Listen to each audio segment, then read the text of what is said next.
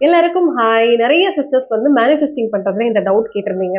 பொதுவாவே நம்ம பிரம்ம முகூர்த்த நேரத்துல காலையில அந்த 3:30 to 5:30ல எந்திரிச்சு என்ன விஷயம் வந்து நம்ம ப்ரே பண்றோம், எத வந்து கேட்கிறோமோ கண்டிப்பா இந்த பிரபஞ்சம் வந்து நமக்கு அத பண்ணி கொடுக்கும். ஸோ இத நம்ம ரிட்டர்ன்ல எழுதும்போது இன்னும் அதுக்கு ரொம்ப பவர்ஃபுல்லா இருக்குங்கிறது ஒரு உண்மையான விஷயம். ஸோ அதனால நான் சொல்லியிருந்தேன், உங்களுக்கு என்ன தேவையோ அத காலையில எந்திரிச்சு நீங்க ஒரு நோட் புக்ல எழுதுங்க. அது நடந்தது மாதிரி எழுதுங்க. கண்டிப்பா நடக்கும். அதுல நிறைய பேர் டவுட் கேட்டிருக்கீங்க. அந்த ரூல்டு நோட்ல எழுதணுமா? அன்ரூல்டு நோட்ல எழுதணுமா? என்ன கலர் பென் யூஸ் பண்ணணும்? எங்களுக்கு விஷயம் நடந்துட்டது மாதிரி எழுத தெரியலன்னு சொல்லி கேட்டிருக்கீங்க. சில பேருக்கு நான் கமெண்ட்ஸ்ல ரீப்ளை பண்ணியிருப்பேன். பட் தெரியாதவங்களுக்கு நான் டீட்டெயில்டா வீடியோ குடுத்துருக்கேன். ஏன்னா நான் புதுசா ஒரு 3 விஷயம் வந்து ஃபாலோ பண்ண போறேன். அதாவது மேனிஃபெஸ்ட் பண்ண போறேன்.